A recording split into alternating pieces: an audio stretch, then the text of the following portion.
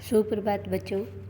आज हम कक्षा 8 का भूगोल विषय का पाठ 3 खनिज और शक्ति संसाधन का पहला प्रकरण खनिज और खनिजों के प्रकार, इसके बारे में पढ़ेंगे।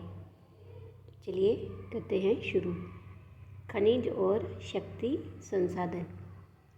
कीरी सुकांत से मिलने धनबाद के निकट उसके पैतृक स्थान पर जा रही थी।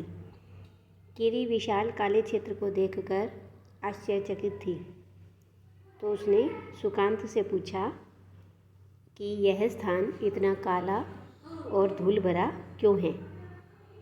तो सुकांत ने क्या कहा कि यह कोयला खदान के निकट होने के कारण है। क्या आप वहाँ ट्रकों को देख रही हो? ये सभी खनिज कोयले को ले जा रहे हैं, सुकांत ने उत्तर दिया। तब कीरी ने पूछा कि खनिज क्या है? तो सुकांत कहता है, क्या आपने कभी नानबाई को बिस्कुट बनाते हुए देखा है? उसमें आटा, दूध, चीनी और कभी कभी अंडों को भी मिलाया जाता है। जब आप पके हुए बिस्कुट खाते हैं तो क्या आप उसके अवयवों को, यानी उसके अंदर मिलने वाली चीज़ों को, अलग अलग पदार्थों को अलग रूप से देख सकते हैं?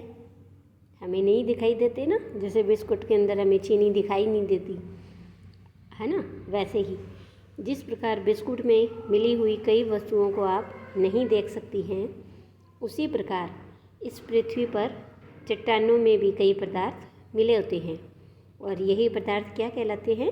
खनिज कहलाते हैं। ये खनिज पृथ्वी की चट्टान परपटी पर सभी जगह फैले हुए होते हैं।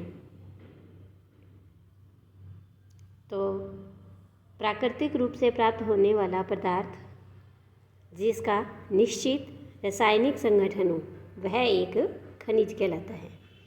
देखो, प्राकृतिक रूप से होना चाहिए, यानी प्रकृति द्वारा दिया हुआ, और उसका एक निश्चित रासायनिक संगठन होता है, वही खनिज कहलाता है।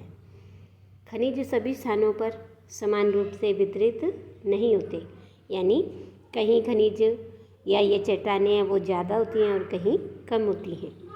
तो ये किसी विशेष क्षेत्र में या शैल समूहों में संकेंद्रित हैं। कुछ खनिज तो ऐसे क्षेत्रों में पाए जाते हैं जो कि आसानी से अभिगम्य नहीं है, यानी हम वहाँ आसानी से जा नहीं सकते, जैसे आर्कटिक महासागर, संस्तर और अंटार्कटिका। खनिज विभिन्न प्रकार के भूवैज्ञानिक परिवेश में अलग अलग दशाओं में निर्मित होते हैं। वे बिना किसी मानवीय हस्तक्षेप के प्राकृतिक प्रक्रियाओं के द्वारा निर्मित होते हैं। वे अपने भौतिक गुणों, जैसे कि रंग, उनका घनत्व, कठोरता, रासायनिक गुणों और विलेयता के आधार पर पहचाने जा सकते हैं। देखो बच्चों, जैसे कि हम भोजन में नमक खाते हैं और हमारी पेंसिल के अंदर जो ग्रेफाइट होता है, ये भी क्या है? ये भी एक प्रकार का खनिज होता है। तो अब हम पढ़ेंगे खनिजों के प्रकार। पृथ्वी पर 3000 से अधिक विभिन्न प्रकार के खनिज हैं। संरचना के आधार पर खनिजों को हम 2 भागों में बांट रहे हैं, एक धात्विक और दूसरा अधात्विक। तो ये तो हुआ उसकी संरचना के आधार पर। खनिजों का वर्गीकरण 2 प्रकार से किया हमने। धात्विक खनिजों में धातु है वो कच्चे रूप में होती है। धातुएं कठोर पदार्थ हैं जो ऊष्मा और विद्युत को सुचालित करती है, जिनमें द्युति यानी कि चमक की विशेषता होती है, यानी जो चीज़ चमकती है वो धात्विक खनिज होती है।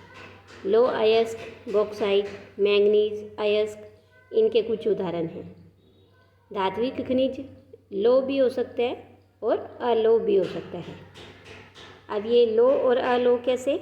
कि लो खनिजों में जैसे लो अयस्क, मैंगनीज और क्रोमाइट में लोहा होता है, और अलो खनिज में लोहा नहीं होता, किंतु कुछ और धातुएं होती हैं, जैसे सोना, चांदी, तांबा और सीसा। ये सभी धातु तो है, पर अलोह, कौन सी? अलोह धातु है। इसलिए जो धात्विक खनिज हैं वो दो प्रकार के हमने पढ़े, एक लो और एक ये वाली, दो हैं, लो और अलो। इसके बाद देखो आगे कि अब हम ये देखेंगे कि जो अधात्विक खनिजों में धातुएं नहीं होती हैं। धात्विक में तो हमने धातुएं पढ़ी थी, लेकिन अधात्विक में धातु नहीं होती। उसमें क्या आता है? चूना पत्थर, अब्रक और जिप्सम, ये इन खनिजों के उदाहरण हैं। खनिज ईंधन जैसे कोयला और पेट्रोल, ये भी अधात्विक खनिज ही हैं। अब इन खनिजों को हम कैसे निकाल सकते हैं? इन खनिजों को निकालने के तरीके, तो इन खनिजों को हम खनन द्वारा, प्रवेदन, आखनन द्वारा निष्कर्षित कर सकते हैं, यानी उन्हें हम इस पृथ्वी की सतह से बाहर निकाल सकते हैं। यानी इनके खनिजों की विधियां हैं, निष्कर्षण की विधि है खनन, प्रवेदन और आखनन। और खनन भी दो प्रकार का, विवृत खनन और कूपकी खनन। पृथ्वी की सतह के अंदर दबी शैलों से खनिजों को बाहर निकालने की प्रक्रिया खनन कहलाती है। यानी कि जो पृथ्वी के अंदर दबी हुई शैलें हैं, उनसे खनिजों को बाहर निकालना ही खनन कहलाता है। खनन से ही खुदाई बनता है। खनिज जो कम गहराई में स्थित हैं, वे पृष्ठीय स्तर को हटाकर निकाले जाते हैं और इसे ही विवृत खनन कहते हैं। गहन वेदन जिन्हें हम कूपक कहते हैं, ये अधिक गहराई में स्थित खनिज निक्षेपों तक पहुंचने के लिए बनाए जाते हैं और इसे ही कूपकी कहते हैं। यानी जो कम गहराई में है उसे तो विवृत खनन, और जो ज़्यादा गहराई में है उसे कूपकी खनन। ठीक है, तो इसके बाद देखो आगे आप कि पेट्रोलियम और प्राकृतिक गैस धरातल के बहुत नीचे पाए जाते हैं और उन्हें बाहर निकालने के लिए गहन कूपों की खुदाई की जाती है और इसे ही प्रवेदन कहते हैं। सतह के निकट स्थित खनिजों को जिस प्रक्रिया द्वारा आसानी से खोदकर निकाला जाता है उसे हम आखनन कहते हैं। तो ये हमने देखे पढ़े कि खनिजों के प्रकार।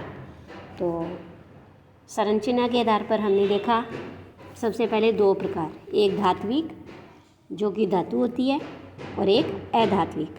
धातु कई तरह की है, जैसे लोहा, सोना, चांदी, तांबा और सीसा। और अधात्विक यानी जिसमें धातु नहीं होती, जैसे चूना पत्थर, अब्रक, जिप्सम, ये हमने पढ़े, कोयला, पेट्रोल, ये भी अधात्विक खनिज हैं। फिर हमने धात्विक खनिज के भी दो प्रकार पढ़े थे, लोह और अलोह। इसके बाद इन खनिजों को खोदने की या खनन करने की तरीके, खनन, प्रवेदन और आखनन, ये हमने पढ़े थे। तो आज के लिए इतना ही। धन्यवाद।